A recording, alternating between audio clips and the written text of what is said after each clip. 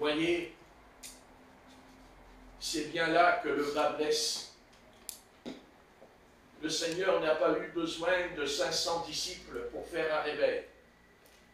Il n'en a eu besoin que de 12, et même de 11, plus tard. C'est ce qu'il y a en nous qui est important. Ce n'est pas ce qu'on essaye de montrer aux autres. Arrêtons avec cette apparence. Ça ne marche pas avec Dieu. Il faut que ça change en nous, à l'intérieur. Parce que c'est de l'intérieur que le Seigneur se trouve. Et il aimerait bien. Ça peut changer. Ça peut changer. La société est complètement à l'envers. Mais pas nous. Nous détenons un grand secret. Un secret énorme. Pour les païens, vous savez, il n'y a pas pire que d'être livré à soi-même. Déjà, d'être livré à soi-même, c'est déjà un jugement. C'est ce que dit l'Épître aux Romains au chapitre 1. Dieu les a livrés à leur sens réprouvé. C'est la pire chose. Mais ce n'est pas parce que tout va mal, ce n'est pas parce que tout est à l'envers qu'on est vaincu. Au contraire.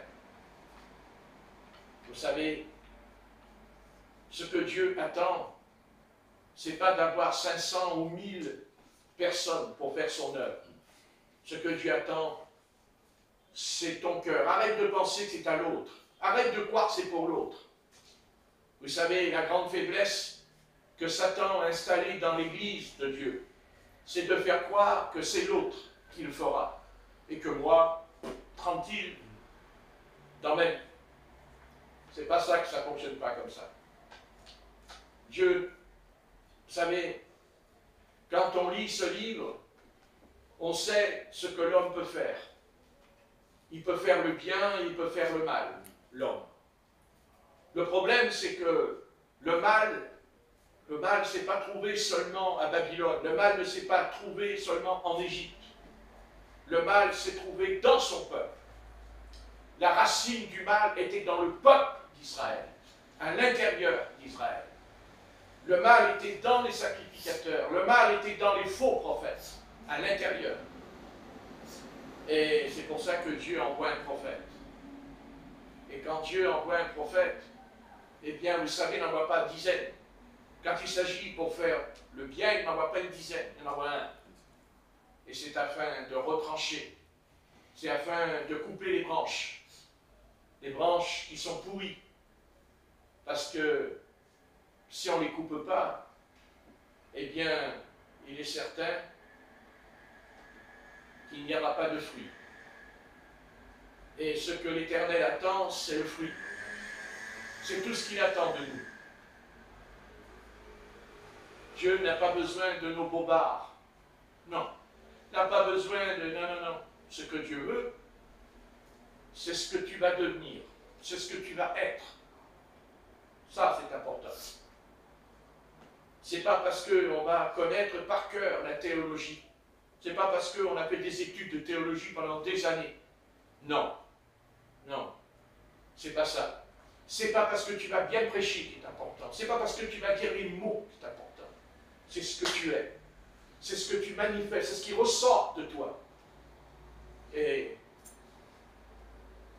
le chrétien est un chrétien parce que la chose qui est en lui, et il l'a reçue, et c'est un don gratuit de Dieu. Ce n'est pas seulement le salut, mais c'est le baptême dans le Saint-Esprit. C'est le baptême du Saint-Esprit. On sait que Dieu ne veut pas que les païens soient sauvés. Et Satan fera tout pour que leur âme ne soit pas sauvée. Mais Satan fera tout contre nous pour que nous ne soyons pas baptisés dans le Saint-Esprit. Il fera tout pour qu'on ne soit pas remplis du Saint-Esprit. Vous savez, il pourrait y avoir des milliers de démons. Mais si tu es rempli du Saint-Esprit, ils vont s'en aller. Ils vont s'en aller. La question, c'est pas de dire, oui, mais Satan, il est puissant, mais Satan, il est fort. Non. Satan, il n'est pas fort. C'est pas vrai. Non. il est vaincu. Et il le sait. Parce que la croix de Golgotha s'est accomplie. Et sur la croix, il a dit, Père, tout est accompli. Donc les choses sont réglées. Jésus-Christ n'a pas besoin de se refaire crucifier pour me sauver. Il n'a pas besoin de revenir pour me sauver. Il m'a sauvé. Il est intervenu dans ma vie. Mais Dieu ne veut pas dire j'ai intervenu pour te sauver, comme le font les protestants, comme le font les méthodistes, les baptistes, les pentecôtistes. Vous voyez, c'est pas ça. C'est pas ça. C'est pas ça. Le Seigneur veut faire de nous des flambeaux. Dieu veut faire de nous des flammes de feu. Et c'est important. Des flammes de feu, c'est-à-dire que la puissance du Saint-Esprit, des lampes de feu, c'est-à-dire que Dieu peut s'emparer de notre langue, peut s'emparer de notre vocabulaire, et peut s'emparer de notre esprit, et devenir une torche de feu. Parce que les animaux sauvages, ils ont peur du feu, n'est-ce pas? Hein, quand vous avez un lion qui vient vers vous, il va vous tuer, vous avez intérêt à déballer. Mais allumer le feu, c'est lui qui s'en va. Vous voyez la différence? Le feu. Et Dieu nous a fait une promesse. Il nous a promis. Et sachez une chose, que cette promesse, ce n'est pas Jésus-Christ qui l'a dit en premier, mais c'est son messager qui l'a dit en premier. C'est Jean-Baptiste. Il vous baptisera d'esprit et de feu. N'est-ce pas? De quoi avons-nous été baptisés? Qu'est-ce que nous avons reçu de Dieu depuis que nous sommes convertis? Qu'est-ce que Dieu nous a donné ce soir, si ce n'est que de la connaissance et des mots? Non. Maintenant, c'est terminé. Il faut que ça s'arrête. Les choses, il faut que ça s'arrête.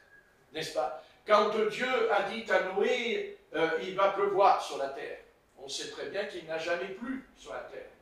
Et quand Noé l'a dit, c'est pas lui qui l'a dit, c'est Dieu qui lui a dit qu'il va pleuvoir. C'est Dieu qui lui a dit qu'il va y avoir un déluge. Noé n'a pas dit, oh, il va y avoir un déluge. Oh là là, vous vous rendez compte, il y a la colère de l'Éternel va descendre sur la terre. Non. Dieu lui a dit, je vais envoyer le jugement, mais je vais donner une solution, car je suis un Dieu d'amour et de miséricorde, et je vais donner la solution. C'est une arche. Et il s'est mis au travail, et il a construit cette arche. Il s'est mis au travail, et s'il ne l'avait pas fait, Noé aurait péri dans le déluge. Sa famille aurait péri dans le déluge. Dieu n'a pas dit, écoute, j'envoie ma colère, je fais descendre de l'eau sur la terre, et puis moi, tu sais, il y a, oh ouais, comme ça, il y a un navire, tu sais, il va descendre du ciel. Vous savez, le navire, il vient, il descend, là, toi, tu tombes dans l'eau, et toi, tu montes dedans, et tu es sauvé. Non, il a travaillé. Il a signé le bois. Il a même eu un plan d'architecture, n'est-ce pas? Et Dieu a un plan. Et ce plan, nous le connaissons. Dieu n'a pas besoin de venir ici nous dire, toi, c'est ça mon plan. Mon plan, tu le connais. C'est quoi? C'est le salut des pécheurs. C'est le salut de ceux qui sont perdus. Amen. Quand on dit que les âmes sont perdues, ce n'est pas le fait seulement parce qu'elles ne connaissent pas le Christ. Elles sont perdues parce que nous savons qu'il y a la mort et la vie, mais il y a aussi l'enfer et le paradis. C'est ça toute la différence entre la véritable religion et la fausse religion. Maintenant, la fausse religion peut dire oui, c'est vrai, il y a l'enfer, il y a le paradis, mais ça sonne faux, parce qu'en eux, il n'y a pas la réalité de ce que c'est que l'enfer et le paradis. Vous savez, si nous avons été sauvés, c'est pas simplement parce que la grâce de Dieu nous a touchés, c'est parce que le Saint-Esprit qui est en nous nous a fait prendre conscience qu'après la mort, eh bien, il y a l'enfer et il y a le paradis. Nous ne disons pas parce que nous l'avons lu dans la Bible, mais parce que le Christ qui est en nous nous l'enseigne tous les jours à l'intérieur de notre esprit, qu'il y a l'au-delà, et que de l'autre côté, la comédie s'arrête. Et nous ne sommes pas ici pour jouer la comédie. On n'est pas là pour faire « je suis chrétien, regardez, j'ai le Bible à la main, tati-tata, nanana ». Arrête ton cirque. Soit tu es monté dans le train, soit tu es descendu du train. Il n'y a pas de solution. Ou tu es dans le train, ou tu es dehors. Et arrêtez de faire des sensibleries et des sentiments avec ceux qui sont perdus. Ne commencez pas à leur dire « oui, mais tu comprends, oui, mais c'est mon enfant, et ceci, cela ». Il n'y a pas d'enfant, il n'y a rien. La Bible est claire. Tu es sauvé, tu es perdu. Il n'y a pas un demi-salut, il n'y a pas un demi-salut, il n'y a pas des petits trucs, là, des petits trucs, vous savez, notre chair, elle croit toujours qu'il y a des petits trucs là, pour le salut des pécheurs, vous voyez? Non. Non. Autant Dieu est amour, autant Dieu aussi, il envoie le jugement. C'est à prendre ou à laisser. C'est à nous de décider, c'est à nous de savoir ce que nous voulons. Vous savez, Dieu nous a mis dans une forêt. Et dans la forêt, on l'appelle la clairière. Et il y a plusieurs chemins. Mais, vous savez, l'humanité aura des comptes à rendre à l'Éternel. Parce que le chemin, il est là, le chemin. Et personne sur la terre ne peut dire que Dieu ne lui a pas parlé. Parce que tout le monde peut avoir une Bible. Tout le monde peut avoir une Bible. Et vous savez, le meilleur moyen d'être sauvé, c'est par ce livre. On n'a pas besoin que Dieu nous envoie un archange, ou un ange, ou un séraphin pour nous sauver. D'ailleurs, ils n'ont pas le droit. Ils n'ont pas le droit. Seul le Saint-Esprit a le droit de nous sauver. Et Dieu nous sauve au travers de ce livre. Les gens qui croient au Seigneur, qui ont été sauvés sans appliquer ce livre sur son âme, n'est pas sauvé. C'est faux.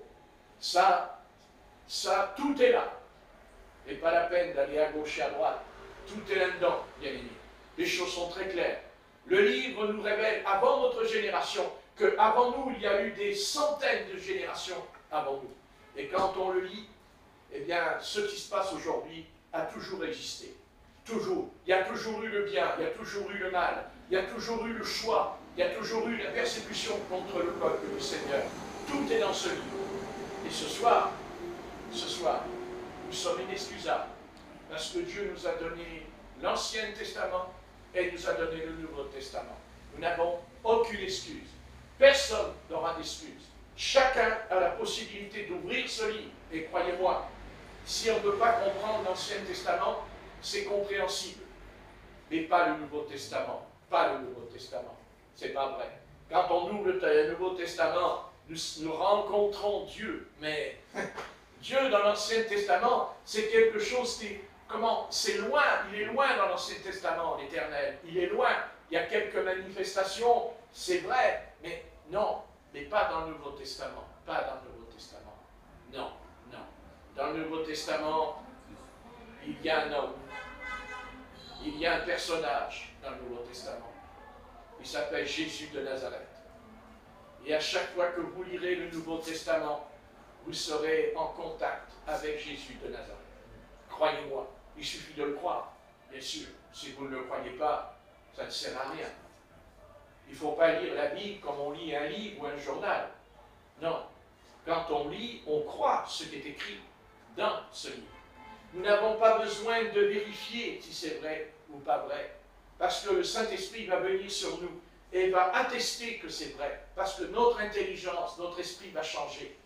Qui peut changer un homme? Qui peut renverser une intelligence obscurcie par les ténèbres, si ce n'est qu'en lisant l'évangile de Jésus-Christ? Si demain tous les hommes, vous vous rendez compte, si demain tous les hommes lisaient l'évangile demain matin, tous les hommes qui sont sur la terre, toutes les femmes, même les enfants, si demain matin en se levant, ils ouvrent ce livre, n'est-ce pas? Hein?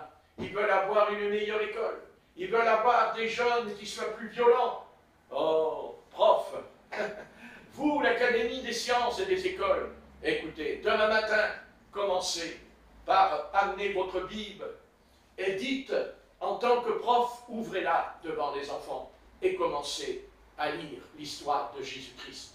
Et je vous le garantis que dans un mois, les enfants qui sont dans l'école vont changer de comportement et d'attitude parce qu'ils vont rencontrer quelqu'un qui est plein d'amour, de tendresse, vont rencontrer quelqu'un de merveilleux. Quelqu'un qui a dit, laissez venir à moi les petits-enfants, parce que le royaume de Dieu leur appartient. Vous rencontrerez aussi Seigneur qui a dit, soyez semblables aux petits-enfants pour entrer dans le royaume de Dieu. Qu'est-ce que vous en dites de ça? Nous parlons de la jeunesse qui est complètement déglinguée, qui est complètement à l'envers. Mais attendez, on peut accuser toute cette jeunesse, mais vous, les responsables, pourquoi vous ne leur donnez pas la solution? Pourquoi vous ne leur donnez pas le moyen de s'en sortir? Mais quel moyen vous leur donnez? De remplir leur crâne n'est-ce pas? Le crâne est rempli de diplômes et de tout le bazar. Mais leur âme, elle est malade. Quand ils rentrent à la maison, leur âme, elle est malade. Elle répond à leurs parents. Elle est rebelle, n'est-ce pas? Ils ne sont pas debout le matin. On leur dit, mets-toi à table pour boire le café. Ils te répondent, j'ai pas le temps. Il prend son smartphone, il se met devant. Et vas-y, vas-y, vas-y, n'est-ce pas? Mais vous, les adultes, est-ce que vous en faites pas autant? Comment voulez-vous demander à des enfants de 10 ans de ne pas regarder son smartphone en levant le matin, si le père ou la mère, elle n'est pas levée, qu'elle est dans la salle de bain, elle pose son smartphone à côté de l'évier pendant qu'elle se lave la figure, d'un seul coup, ça sonne et vas-y, je t'écris dessus et je t'appelle et tout le bazar. Mais à chaque fois qu'on est là, avec le smartphone pendant 1 heure ou 2 heures dans la journée, tu n'es pas en prière, tu n'es pas placé devant l'Éternel, tu n'es pas devant Dieu, tu n'es pas en train de lui parler, tu es en train de parler à ton smartphone avec ceux qui te répondent avec des SMS. Tu n'es pas honnête, tu n'es pas sincère, tu n'es pas droit, Église. Il y a bien longtemps que tu es sorti du chemin de la droiture et de la justice, tu n'as absolument rien compris au christianisme. Parce que le christianisme, c'est donne-moi ta vie. Donne-moi ta vie. Parce que ta vie ne t'appartient plus. Autrefois, ta vie t'appartenait. Mais dans quelle main elle était? Quel était ton maître avant de te convertir? Quel était ton maître? Tu le connais, le maître que tu avais avant de te convertir, n'est-ce pas? Il faisait tortiller ton corps, n'est-ce pas? Ah oui, maquillé, n'est-ce pas? Rempli de bijoux et tout le bazar sur ton corps, n'est-ce pas? Voilà ce que tu étais. Mais ce soir, tu es devenu une autre créature. Mais ça ne suffit pas. Non. Et je sens bien ce soir que Dieu nous le dit encore ce soir. Il faut que tu donnes ta vie à Dieu. Écoutez, le temps est compté ce soir. Le temps est compté pour nous. Donne ta vie à Dieu. D'abord, parce que Dieu a donné sa vie pour toi. Et croyez-moi, il l'a donné. Parce qu'il a donné son Fils, qui était en lui. Il est sorti de lui. Il y a quelque chose, un peu comme une mère qui est enceinte. Elle a le bébé dans le sein. Et quand le bébé sort, n'est-ce pas? Il y a quelque chose qui va quitter son corps. Son corps a été habitué pendant 9 mois à porter ce petit être à l'intérieur. Et il va sortir, n'est-ce pas? Et bien que ce soir, cet enfant de Dieu qui est en toi, car avant d'être un adulte, tu es d'abord un enfant. Avant d'être un fils, tu es d'abord un enfant. Et quand tu vas grandir, tu seras un fils. Tu seras une fille. Tu seras mûr. Et tu pourras bien comprendre que de toute façon, écoutez, quand le peuple d'Israël s'est éloigné de Dieu, la solution que Dieu lui a toujours donnée, c'est l'autel. Dieu a toujours donné l'autel. Je sais, ça remue dans la tête, ça fait des petits trucs dans le cerveau, mais justement, c'est parce que c'est peut-être le Saint-Esprit qui est en train de débloquer quelque chose. Mais ça recule dedans. Hein, ça secoue à l'intérieur de l'intelligence. Dieu a toujours donné l'autel. Toujours Dieu a donné l'autel. Ah oui. Oui. Oui, toujours. Vous savez, quand on dit que le monde est aveuglé, moi je prêche ce soir que l'Église est aveuglée. Et aveuglée pire que le monde. Parce qu'il n'y a pas pire, que la lumière est devenue ténèbres. Hein? Qu'est-ce que vous en pensez de la phrase? La lumière qui est devenue ténèbres. Ben ça c'est l'Église de ce siècle, de cet âge. Voilà. Tu n'as pas donné ta vie. Je suis enregistré, tant mieux, je suis pas, c'est pas grave, les anges m'écoutent. Tout ce qui compte pour moi, les anges, ils m'entendent. Oui, c'est sûr. Voilà. Voilà le secret ce soir pour nous. Ce soir, repartons ce soir en disant, est-ce que j'ai vraiment donné ma vie au Seigneur? Est-ce que j'ai tout abandonné au pied de la croix du calvaire? Est-ce que c'est vrai que j'ai changé, que j'ai été transformé? Ou est-ce que je suis devenu un homme religieux? Est-ce que je ne suis pas un homme religieux ce soir? Après tout, est-ce que je ne suis pas est-ce que je ne serais pas mieux que les catholiques romains, que les protestants, les baptistes, les pentecôtistes? Qu'est-ce que ça veut dire tout ça? Mais ce sont des titres. Ce soir, on pourrait aller chez les protestants. Il y a de l'apostasie. On peut aller chez les baptistes, les méthodistes, les pentecôtistes, les catholiques. Il y a l'apostasie. Mais qu'est-ce que c'est que l'apostasie? C'est le mélange. N'est-ce pas? C'est le mélange.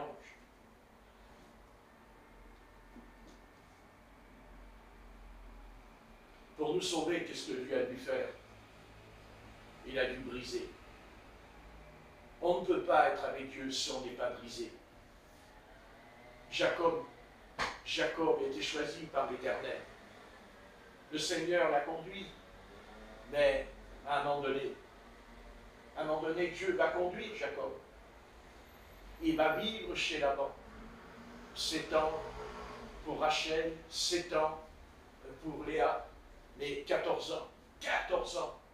Mais qu'est-ce que Dieu fait? L'a-t-il transformé chez Laban, Dieu? Non. Parce qu'il va être rusé. Parce qu'il va mettre des feuilles pour cacher les brebis, pour dire à Laban, c'est les miennes. N'est-ce pas? Mais Dieu l'a dit, vas-y, fais ton truc là. Mais ça ne va pas durer longtemps.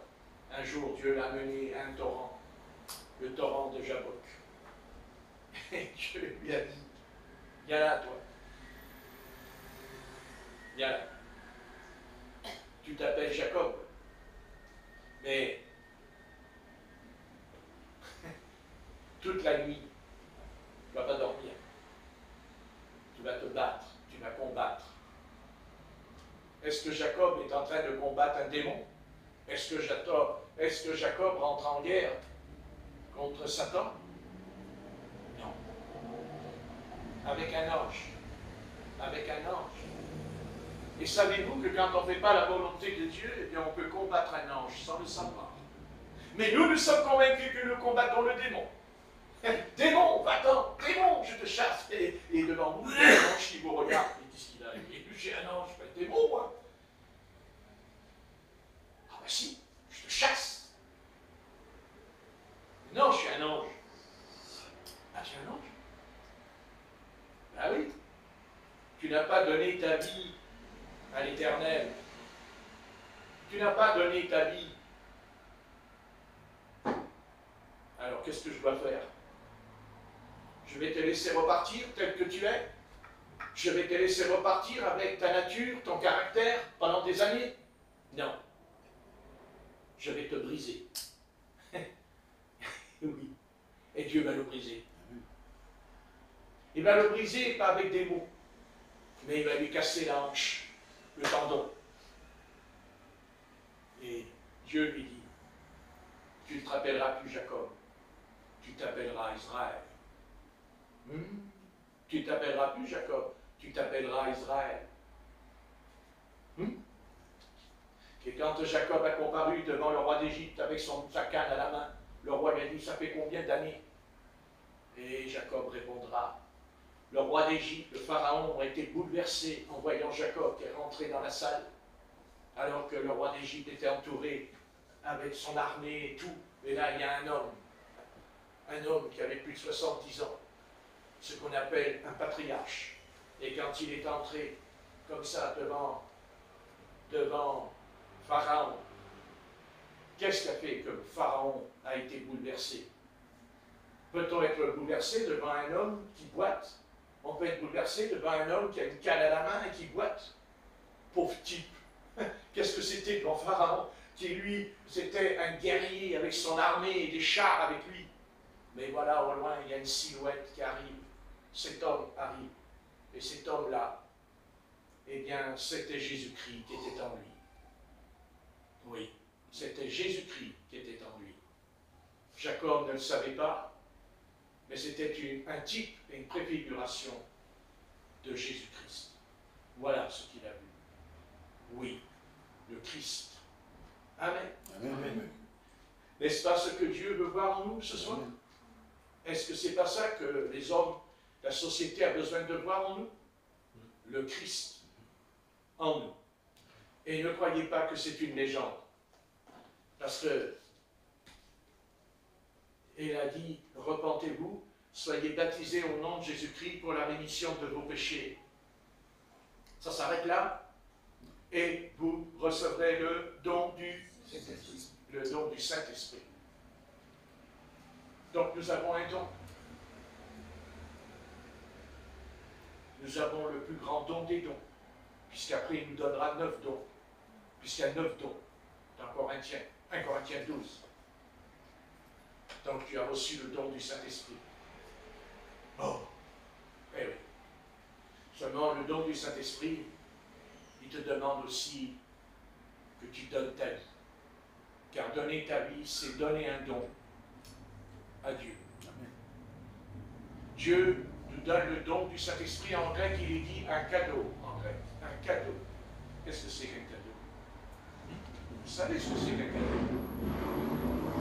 Un cadeau, c'est quelque chose que vous donnez gratuitement pour faire plaisir à la personne. Eh bien, pourquoi pourquoi nous ne pourrions pas faire plaisir à Dieu? Et qu'est-ce qui peut faire plaisir à Dieu ce soir dans ma vie, à moi? À moi déjà, le premier. C'est que je lui donne ma vie. Mais je lui ai donné ma vie. Mais je l'ai reprise aussi. C'est pas ce que nous faisons. Nous la donnons et nous la reprenons. Un va-et-vient en nous. Dieu veut que ça s'arrête. Dieu nous veut tout entier. Dieu ne veut pas à moitié de moi, il me veut tout entier. Autrement, il est jaloux. Il est jaloux, Dieu. Vous savez que Dieu est jaloux. Alors viens à l'autel. Quelle que soit ta situation, viens à l'autel. Et tu dis, Seigneur Jésus, ce qui est le plus important ce soir dans ma vie, est-ce que je t'ai donné ma vie? Est-ce que je me suis abandonné à 100% dans tes mains? Est-ce que vraiment, parce que si on a donné sa vie, alors pourquoi nous faisons des choses qui n'est pas la gloire de son nom? N'est-ce pas, dans nos vies? Puisqu'on a donné sa vie. Mais il n'est jamais trop tard. Il n'est jamais trop tard. Et ce soir, le message ce soir, qu'importe ce qui va arriver, remarquez, on n'a pas besoin de nous dire ce qui va arriver. On n'a pas besoin des médiums, on n'a pas besoin des voyants. Qu'est-ce qu'on en a à foutre des astronomes? Nous avons la Bible, elle nous dit ce qui va arriver. La Bible, elle nous dit ce qui va arriver et elle nous dit ce qui est déjà arrivé. Remarquez, ce qui est arrivé, c'est ce qui va arriver, et ce qui est arrivé, il n'y a rien de changé. Le roi Salomon a dit, il n'y a rien de nouveau sous le soleil. Nous le savons. Mais s'il n'y a rien de nouveau sous le soleil, et nous avons Jésus-Christ qui est le soleil de justice. Mais il est où le soleil de justice? Il est à l'extérieur ou il est en nous? Il est où? Voilà. Vas-y, Corinne. Et il est en nous. Oui, mais s'il ne brille pas. Et Corinne, elle fait sa petite main. Ah, elle fait. Si vous voulez, elle est mince comme tout dans mon fauteuil. Il a un petit truc. Et la main, elle fait. Ah. Alors, croyez pas que ceux qui nous entourent, vous savez, le dur des plus durs, si vraiment on a donné sa vie à Jésus-Christ, je suis convaincu que la personne sera bouleversée en nous regardant. Parce que ce n'est pas nous qu'elle verra, c'est le Christ. C'est le Seigneur qu'elle verra. Arrêtons de dire, ah oui, mais cette génération elle est méchante, elle ne peut pas se convertir. Qu'est-ce qu'on en sait? Qu'est-ce qu'on en sait? Amen. Quand on va dans un jardin et qu'on voit une rose, est-ce qu'on n'est pas là en regardant? On s'arrête? On dit, oh, qu'elle est jolie cette rose! Qui peut dire ça, le contraire? C'est pas vrai. Il y a quelque chose qui interpelle quand on voit une rose. On la regarde, on dit, oh! Enfin, il y a une voix qui nous dit, attention, il peut y avoir des épines. Parce qu'il y a des roses qui ont des épines. Oui. Mais pourquoi elle est jolie? Pourquoi elle est rose? Mais parce qu'elle a des épines. Et les épines, ça nous fait penser à qui? À la couronne d'épines du Seigneur sur sa tête. Intéressant, hein? Vous savez, ceux ceux qui font du cinéma et qui jouent Jésus-Christ dans le film. Hein? Des vedettes. Des vedettes. Mais quand ils ont regardé le film, il y a des milliers de personnes qui regardent le film dans la salle, elles ressortent repenties. Elles sortent en disant « Oh, je me repens, oh, je demande pardon à Dieu » en sortant de la salle du cinéma. Vous savez, sur la canne-bière. Ce serait intéressant sur la canne-bière. Vous savez, les gens, quand ils sortent du cinéma à minuit, il y a tous les gens sur la canne-bière. Oh, il y a même la police. Elle dit « Qu'est-ce qui se passe ?» Les policiers, ils sont là, ils disent « Qu'est-ce qui se passe ?» Ils ont regardé un film. Ah bon? C'est quoi qu'ils ont regardé? Ils ont vu le film de Jésus-Christ de Nazareth. Ah bon? Ah ben alors, il faudrait le mettre dans les écoles tous les jours. Il faudrait le mettre dans les classes, ça. Comme ça, les petits-enfants, ils vont dire « Oh, maman, je demande pardon, parce que ce matin, j'ai fait les poches de mon père, je lui ai pris la monnaie. » Ah bon? Oui, maman. J'ai été dans ton porte-monnaie et je t'ai pris les sous de ton porte-monnaie. Ah, c'est vrai, je me disais, c'est bizarre, il manque un billet. Hein? On rit de ce que je dis? Mais il y en a combien qui le font pendant que je prêche demain matin? N'est-ce pas? Oui. Mais s'il voit Jésus-Christ, s'il voit Jésus-Christ dans le film, qu'est-ce qu'il fait? Hein? Quand il rentre à la maison, il dit « Maman, je t'ai piqué 10 €, je te les rends. » Oh, qu'est-ce qui se passe? Ah,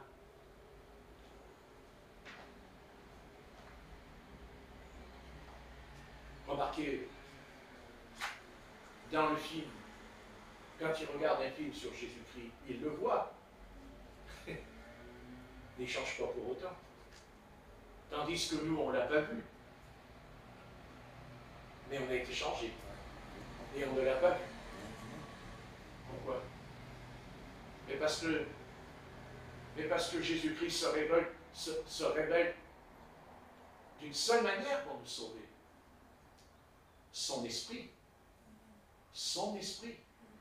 Vous comprenez? Son esprit. Et entre nous, quand on réfléchit au salut, au réveil du salut pour l'humanité, est-ce qu'il n'y a pas eu plus de pécheurs repentis qu'il est parti et qu'ils ne l'ont pas vu et pourtant ils se sont repentis? Eh oui.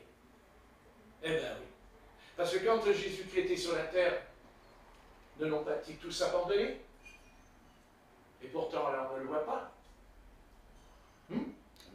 Et pourtant, on s'est repenti. Donc, ce n'est pas au travers d'un film qu'on peut se repentir. C'est le Saint-Esprit. C'est pour ça qu'on doit le respecter.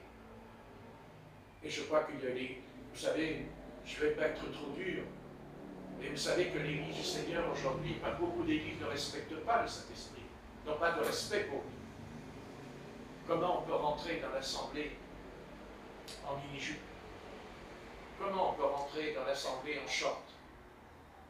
Comment une sœur qui invoque le Seigneur, elle est en short dans l'assemblée au culte? C'est ça? Respecter le Saint-Esprit? Mais il est dit le Saint, pas seulement Esprit, Esprit Saint. Où est le respect? C'est quoi le respect? Quand le président ukrainien, quand il est rentré dans le bureau d'Olmert avec le président des États-Unis, il n'avait pas mis le costume, il n'avait pas mis la cravate. Qu'est-ce qu'il lui a dit, le président des États-Unis? Il l'a tensé, parce qu'il n'a pas voulu porter le costume. Et il ne le porte toujours pas. Vous me dites, c'est important? Oui. Oui, c'est le respect. C'est pareil avec le Saint-Esprit. Le Saint-Esprit, il n'est pas président peut-être. C'est quoi un président? Le Saint-Esprit, c'est un président. Où est le respect? Où est ce respect dans l'Église? Qu'est-ce que c'est cette pagaille, ce désordre dans les assemblées partout? Où est le respect quand on est dans l'Église? Est-ce que nous sommes conscients qu'il y a le Saint-Esprit dans l'Église quand on est ensemble? Et qu'on prend son smartphone, on est en train de regarder ce qui est écrit dessus, et même des fois quand le prédicateur y prêche? À votre avis, c'est le respect, ça, du Saint-Esprit? Soyez honnêtes, au fond de vous quand même, ça dit. Et on ne fait pas attention à tout ça. Ça nous échappe. Alors dehors, dehors c'est différent. C'est pas pareil dehors. Le Seigneur ne va pas nous en empêcher. Ça n'a rien à voir. On n'a même plus la notion du sacré. On n'a même plus la notion du temple. On ne sait même plus faire la différence du temple. On rentre dans une assemblée quand on rentrerait dans une cuisine ou dans une salle à manger.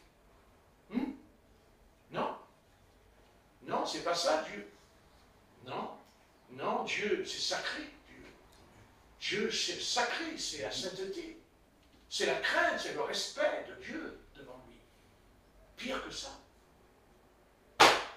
c'est qu'Abraham tombait à plat ventre devant lui.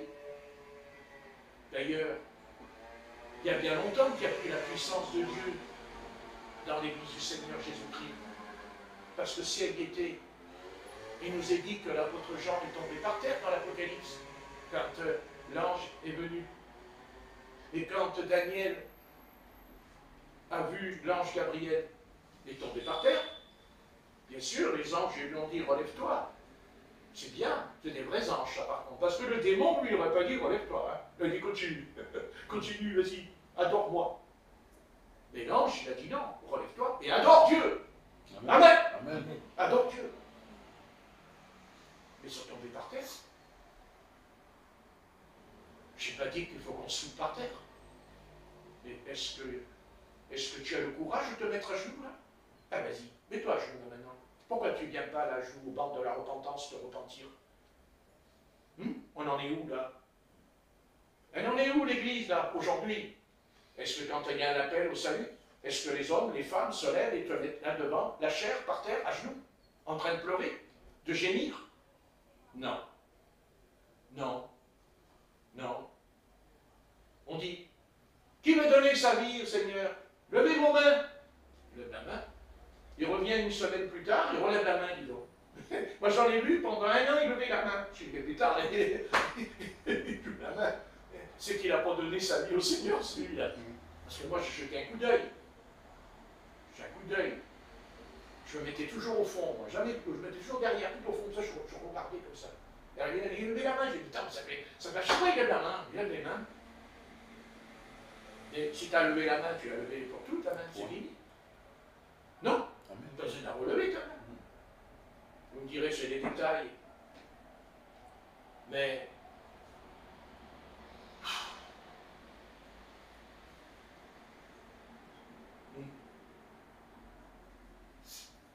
ouais. Bah, il est temps de pleurer. Hein.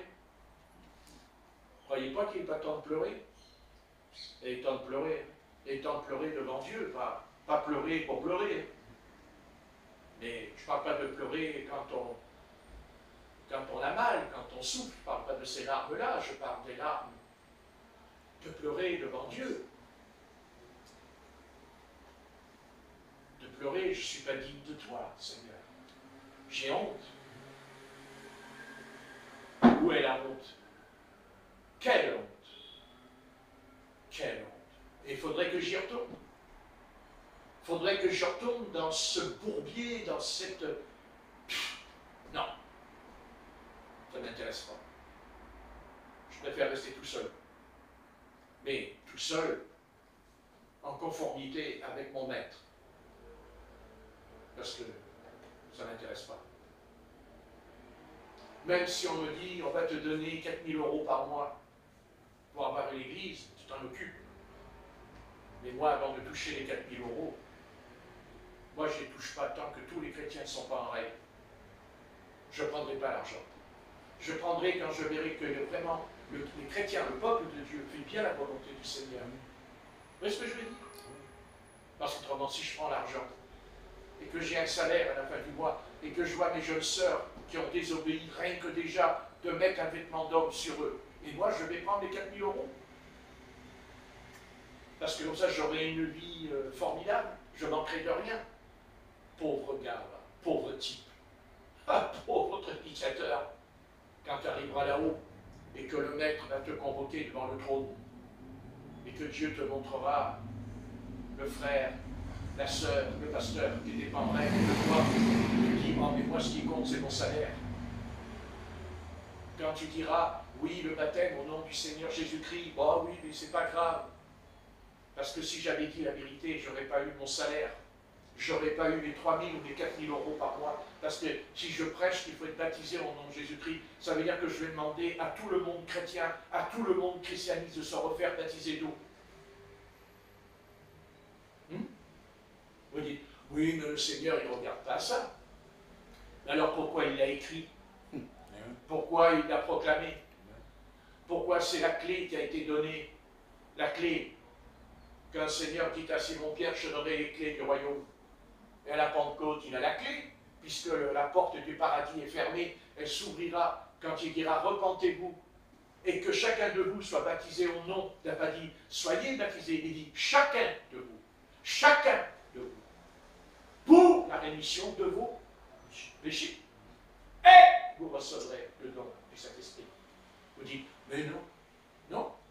Ah bon? Depuis quand Dieu va dire non? C'est-à-dire que quand on désobéit à un verset biblique, Dieu il a dit non. Dieu, non. Non. Oui, mais le Seigneur nous dit que ton oui soit oui, que ton non soit non, et que tout ce que tu rajoutes vient du malin. Vous dites, mais non, le Seigneur, il est bon, il est bon. Heureusement qu'il est bon. Puisque quand on marche au travers, il ne nous frappe pas. Alors il est vraiment bon, le Seigneur. Ouais, je suis d'accord là. Oui, mais il sera moins bon de l'autre côté. Parce que la justice en bas et la justice d'en haut, c'est pas la même. Et d'ailleurs, le Seigneur lui a dit aux riches, il lui a dit ici, c'est pas la même chose. Vous lirez dans Luc 16. Ici, c'est pas la même chose. Le raisonnement n'est pas le même. Alors n'attendons pas d'aller de l'autre côté pour raisonner selon Dieu, mais raisonnons déjà ce soir, comme lui il le veut. Bien sûr qu'il y a un prix, mais le Seigneur aussi, il a payé un prix. Bien sûr qu'il y a un prix. Oh, on ne va pas être crucifié comme lui. De toute façon, on ne pourrait pas. On ne pleurait pas. On pleurerait. Mais au moins, tâchons d'obéir à ce qu'il a dit. Attendez, on peut faire ce qu'il a dit. Voilà. Ben, ils le font. Est-ce qu'ils le font? Non. Non. Eh ben non. Ni l'Église catholique romaine, ni l'Église protestante, ni l'Église méthodiste, ni l'Église baptiste, et ni un pentecôtiste, qui soi-disant ont reçu le Saint-Esprit. Puisque leur doctrine et leur critère, c'est que si tu ne parles pas en langue, tu n'as pas reçu le Saint-Esprit. Ben oui, mais alors ils parlent en langue, mais ils n'ont pas le vrai baptême d'eau. Mais le Seigneur, il n'a pas dit de recevoir le Saint-Esprit d'abord. Il a dit d'abord, repens-toi et sois baptisé. Et après, tu reçois le Saint-Esprit. Donc, il vaut mieux pas parler en langue et être dans la vérité, par contre. Ce sera mieux. Et là, quand je parle comme ça, est-ce que je m'adresse à 200 ou à 300 personnes? Non, je m'adresse à des millions. Des millions de chrétiens. Ah, vous me dites, ah ouais, t'es derrière le smartphone, là, t'es une petite assemblée, là. Ouais. Mais la petite assemblée, le Seigneur, il dira, ah ouais, mais c'est le Saint-Esprit. Parce que le Saint-Esprit, c'est la vérité. Et la vérité, c'est pas le mensonge. Mais on n'a pas menti. Ah si, t'as menti. Puisque Dieu t'a dit, c'est comme ça, c'est pas autrement. Seulement voilà, pasteur, le salaire, le bien-être, la voiture, l'avion, les voyages. Quand tu prends l'avion, tu ne payes pas. Quand tu prends le bus pour aller prêcher, tu ne payes pas. Quand tu prends le train, tu ne payes pas. Mais quand tu montes sur l'estrade, tu racontes quoi à l'église? Mais non, mais moi je sais que Dieu m'a envoyé. Mais si Dieu t'a envoyé, tu diras les paroles de Dieu. Tu ne dis pas les paroles de l'homme si Dieu t'a envoyé, si Dieu t'a appelé. Dieu, il m'appelle et je vais prêcher l'erreur. Dieu, il m'appelle et je vais mentir. Et c'est Dieu qui m'a dit, je t'appelle. Mais si Dieu m'a appelé, ben, les apôtres, ils ont été appelés par Dieu, oui ou non? Oui. Et quand les apôtres, ils prêchent quoi? Quand ils baptisent comment? Au nom du Seigneur Jésus, oui ou pas? Bien, parce que c'est Dieu qui les a appelés. Comment se fait-il qu'aujourd'hui, il y a des milliers, des centaines de milliers de prédicateurs? Il y en a plein de prédicateurs partout dans le monde. Et pourquoi ils ne baptisent pas au nom du Seigneur Jésus? Pourquoi ils n'amènent pas les âmes au baptême d'eau selon la Bible? On va dire, mais non, mais c'est pas important, il ne faut pas s'arrêter à ça. Non, mais à ce moment-là, alors c'est pas la peine de se repentir, puisque c'est pas important non plus. De marcher dans la sainteté, c'est pas important non plus. C'est curieux ça. C'est bizarre. Ils sont capables de prêcher la sainteté, de prêcher la sanctification, et la seule chose qu'ils n'arrivent pas à prêcher, c'est le baptême d'eau au nom de Jésus-Christ. C'est la seule chose qu'ils n'arrivent pas à dire. Pourquoi? Qu'est-ce qui les pousse à ne pas dire alors qu'ils ont tous la Bible, ils ont tous le livre des Actes, ils ont tous la possibilité de lire Acte 2:38. Et comment se fait-il qu'ils sont là, attendez, ils sont tous... ils n'arrivent pas à le faire. Parce qu'il y a un verset, Matthieu 28:19. Attendez. Mais écoutez, la phrase est écrite au singulier, elle n'est pas écrite au pluriel. Au nom, il n'y a pas de S, au O, il n'y a pas de X, s'ils sont trois. Où est le pluriel? Donc c'est au singulier. Donc il n'y a qu'une personne. Bien sûr, il n'y a qu'une personne. Bien sûr. On sait bien que Satan veut que Dieu soit coupé en 3 morceaux, ça on le sait. On sait très bien que quelqu'un qui est coupé en 3 morceaux, il est moins fort, il est moins puissant puisqu'il est coupé en 3 morceaux. Dieu soit loué, il n'est pas en 3 morceaux, Dieu. Non, il est tout entier. Et pourquoi il est tout entier? Ben, on revient à ce que j'ai dit tout à l'heure. Quand tu donnes ta vie à Dieu, tu donnes ta vie parce que tu es tout entier. C'est pas 3/4, c'est pas la moitié, c'est pas 1/4 que Dieu veut, c'est tout. Comme Dieu, il est tout. Je suis celui qui suis. Vous voyez, je suis celui qui suis. C'est-à-dire, je suis ce soir ce que je suis vraiment parce que j'ai donné ma vie à Christ. Et là, je suis vraiment un chrétien. Un vrai. Parce qu'il y a les vrais et les faux. Il y a les faux pasteurs et les vrais pasteurs. Il y a des faux docteurs et des vrais docteurs. Il y a des faux prophètes et des vrais prophètes. Mais s'il y a le faux, c'est qu'il y a le vrai quelque part. Quand je fais une photocopie, il me faut l'original. Autrement, je ne vois pas comment la photocopie, elle peut être comme l'original. Bien, la photocopie fera la feuille que tu mets à l'origine. Tu ne peux pas te tromper. Quand vous faites des démarches dans la société, on dit « faites une photocopie ». N'est-ce pas? Et la photocopie, elle vous permet d'avoir une carte d'identité, elle vous permet d'avoir un passeport. Pourtant, vous n'avez pas donné l'original, vous avez donné une photocopie. Eh bien, même si on veut faire une photocopie, faisons ce qui est écrit là. Allez-y.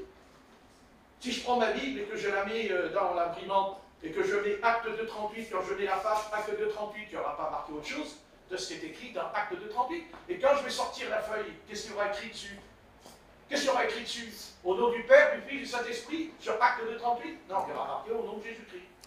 Vous me dites, mais oui, mais tu ne vas pas t'arrêter à tout ça. Tu te prends la tête. Ah oui?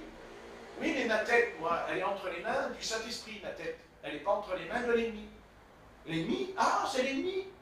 Oui, c'est l'ennemi. Parce que l'ennemi, c'est un menteur. Parce que l'ennemi, il falsifie.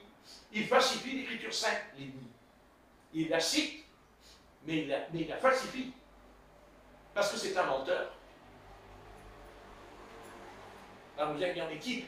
Alors vous me dites, mais qui est sauvé? Je réponds, tout est possible à Dieu. Et je réponds ce que Dieu a dit. C'est ce qu'il a dit, le Seigneur. Il a dit, tout est possible à Dieu. Eh bien oui, tout est possible, puisque nous sommes baptisés au nom du Seigneur Jésus-Christ. Ah, vous voyez que c'est possible. Ah, amen. De 2000 ans plus tard, nous le sommes. Comme dans l'Église primitive. Qu'est-ce qui nous a ramenés? Qui nous a ramenés à l'origine? Qui nous a ramenés? Qui nous a ramenés? Nous? Non, non, parce qu'ils disent tous l'erreur. Et peut-être même qu'on a été baptisés dans cette erreur, n'est-ce pas? Et Dieu a dit non. Eh ben non. Non. Eh ben non. Il nous a ramenés. Mais pourquoi il nous a ramenés? Parce qu'on a été prédestinés. Ah oui, ça c'est possible. Oui, parce que sans la prédestination, je ne vois pas comment on a pu venir à ça. Autrement, on sera avec eux. Mais alors pourquoi on n'est pas avec eux? Et pourquoi ils ne sont pas avec nous? Parce que vous voyez qu'ils sont avec vous? Vous faites des illusions. Allez-y, commencez, rentrez dans l'assemblée, là, derrière le dos, il y a une assemblée à Sébastopol. Allez, commencez à leur dire, au nom du Seigneur Jésus, vous allez voir, là, ils vont vous prendre la coupe dans le derrière. Attendez, ils me l'ont fait, à moi. Moi, ils m'ont poté le derrière, là, avec le pied, à Paris. Quand j'étais à Paris, la plus grande église à Pentecôte, un grand coup de pied dans le cul, excusez-moi, hein, c'est ce qu'ils ont fait. Parce que j'ai dit que le baptême était au nom de Jésus-Christ. Mais le pasteur qui a fait ça, le Seigneur l'attend là-haut. Bah, il est déjà parti, puisqu'il était 3 fois plus âgé que moi. Moi, je n'avais que 25 ans. à l'époque. Mais il ira devant le Seigneur, il ira au tribunal de Christ. Moi aussi, je serai au tribunal de Christ. Et le Christ, il va lui dire, regarde ce que tu as fait à mon fils. Rappelle-toi, tu lui as botté derrière. Pourquoi tu l'as frappé? Pourquoi tu l'as corrigé devant plus de 500 chrétiens à Paris, devant des centaines et des centaines de chrétiens? Tu crois que tu vas échapper à la justice divine? Qu'est-ce qu'a dit le Seigneur? Assis à gauche ou assis à droite? Mais ça, c'est pas pour les païens, ça. Assis à gauche, assis à droite, c'est pas pour les païens, ça. C'est pas pour les païens, ça. Pour nous. Et pour nous. Allez, on va rentrer.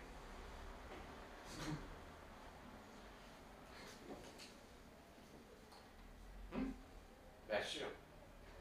Ben, le baptême au nom de Jésus-Christ est tellement puissant que un des prophètes qui était très puissant dans notre âge, c'était tellement puissant, le baptême au nom de Jésus-Christ, qu'à un moment donné, qu'est-ce qu'il fait Satan? Il a fait de cet homme une idole. C'est curieux. Oh, ça alors? Il a apporté, n'est-ce pas, cette doctrine biblique. Il l'a apporté en 1933. Il a commencé à prêcher là-dessus, sur le baptême au nom de Jésus-Christ. Vous le connaissez, c'est William Marion Branham. Eh bien, vous voyez Satan, ce qu'il a fait?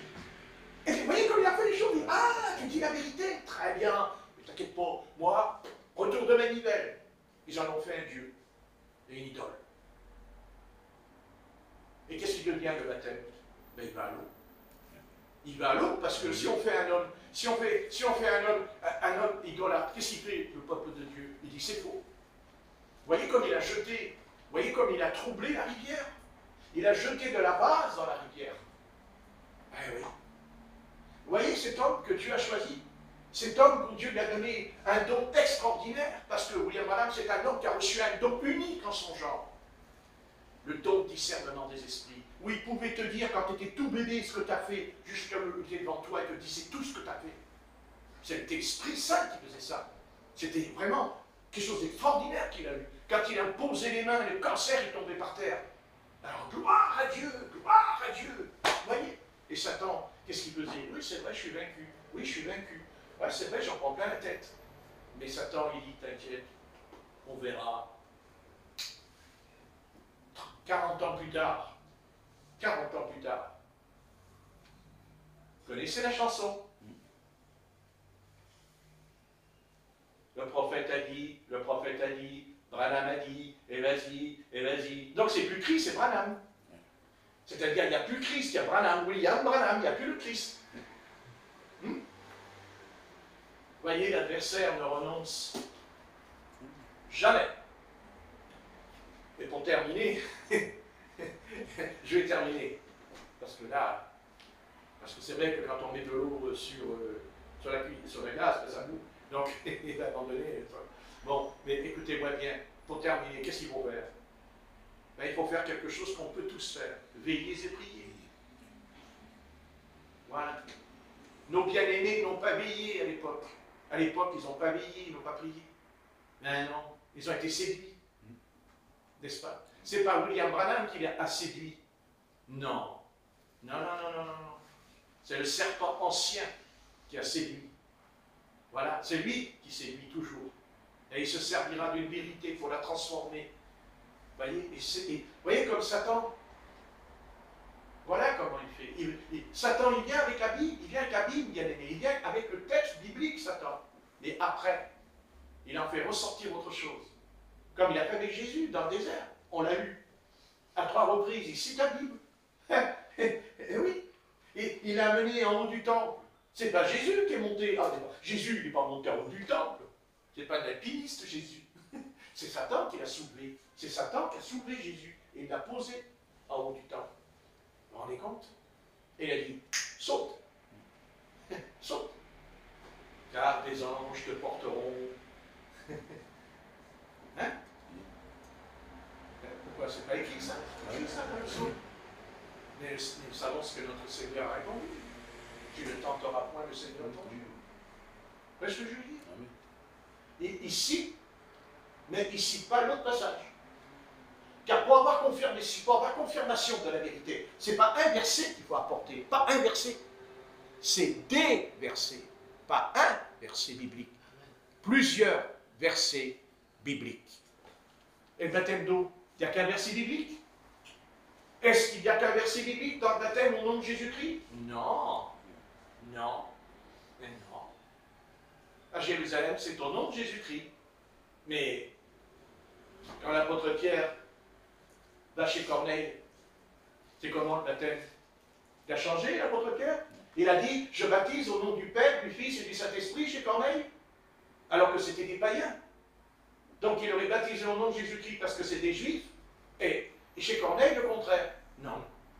Et quand il va en Samarie, qu'est-ce qu'il fait, Philippe? Il fait le contraire de l'apôtre Pierre? Il contredit l'apôtre Pierre? Non. Il dit, ils avaient seulement été baptisés au nom du Seigneur Jésus. Vous voyez? Eh oui. Oui. Et après, 20 ans plus tard, l'apôtre Paul va à Éphèse, il rencontre les 12 disciples de Jean-Baptiste. Et qu'est-ce qu'il veut, l'apôtre Paul? Il dit, de quel baptême avez-vous donc été baptisés?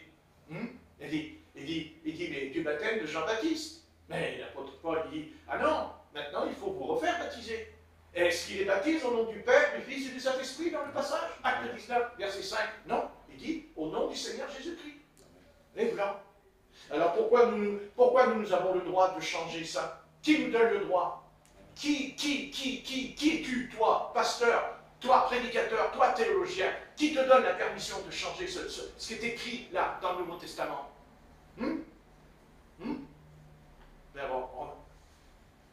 Tu sais ce que tu as besoin, prédicateur, toi qui prêches le contraire? Tu as besoin de te repentir. Parce que tu es coupable. Parce que les chrétiens qui ont pris le baptême que tu leur as donné, ce n'est pas eux qui sont coupables. C'est toi qui es coupable. C'est toi qui les as enseignés. C'est toi qui leur as donné cette vérité. Ce n'est pas de leur faute. Dieu, il ne va pas punir les chrétiens qui ont été baptisés au nom du Père, du Fils et du Saint-Esprit, parce qu'ils étaient dans l'ignorance. Mais celui qui enseigne, mais si tu enseignes la parole, c'est que Dieu t'a appelé, c'est que Dieu t'a appelé, c'est que Dieu t'a donné une vocation. Mais comment Dieu peut t'appeler à prêcher le contraire de sa parole? Dieu te dit, je t'établis apôtre, prophète, docteur, évangéliste, et tu fais le contraire? Oh, je ne pense pas que c'est Dieu qui t'a appelé. Je crois que tu t'es appelé toi-même. Je crois que c'est ta dénomination qui t'a appelé et qui t'a établi pasteur. C'est pas la même chose. C'est pas la même chose. C'est pas pareil. Parce que si Dieu t'appelle, admettons que tu es pasteur, que tu as prêché l'erreur. Mais bien sûr, c'est normal. On a été enseigné même quand on était petit. D'ailleurs, on nous donne même le baptême bébé. Au nom du Père, du Saint-Esprit, on met des gouttes sur la tête du bébé. Seulement attention, quand le bébé reçoit les gouttes là sur la tête d'eau, l'eau bénite, vous savez, et quand le prêtre il dit je te baptise au nom du Père, du Saint-Esprit, et que les gouttes d'eau qui descendent sur sa tête, ce que vous ne savez pas, ou si vous le savez, ben, vous savez ce qui se passe? Eh bien, le bébé il reçoit l'onction de l'Antéchrist sur lui. Il reçoit l'onction, oui, il reçoit l'onction de Rome. Rome, il reçoit. C'est pour ça qu'il est difficile à un catholique de venir au Seigneur. C'est compliqué pour lui. Un païen, dans le péché jusqu'au bout, il viendra plus facilement à Dieu. Oui. Mais essayez d'amener un prêtre au Seigneur. Allez-y. Allez dire tiens, demain vous allez voir le pape à Rome. Tu dis, oh pape, t'es dans l'erreur, tu dois être baptisé au nom de Jésus-Christ, t'es perdu. Le pape dit, non, moi je suis le Saint-Père, je suis le chef de l'Église et tout. Hein? Eh oui. Eh oui. Ah. Toi, t'es minable. D'ailleurs, il me le dirait. Admettons, j'ai un prêtre qui vient me dire, qui es-tu pour prêcher? Qui t'a donné l'autorisation de prêcher? Qui t'a établi? Même les pentecôtistes, ils me l'ont dit. Ils m'ont dit, mais qui t'a appelé, toi? Mais t'as pas le droit de faire une église. Ils m'ont dit, mais Dieu t'a pas appelé. J'ai dit, mais ah bon, Dieu m'a pas appelé? Qu'est-ce que vous en savez que Dieu m'a pas appelé? Parce que vous, Dieu vous a appelé? Oui. Ah, mais alors prêchez la vérité si Dieu vous a appelé. Dites ce qui est écrit dans la Bible. Amen.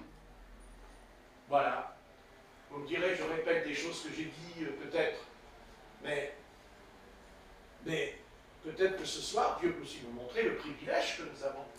Et vous avez un privilège ce soir dans votre vie. Et qui vous dit que vous auriez été baptisés comme eux? Mais si vous avez été baptisés comme eux, c'est que vous faites partie de cette église. Vous faites partie de cette église apostate. Et comment elle s'appelle cette église apostate? Ah, elle s'appelle Babylone la Grande. Babylone. La porte de la confusion, ça veut dire. Voilà.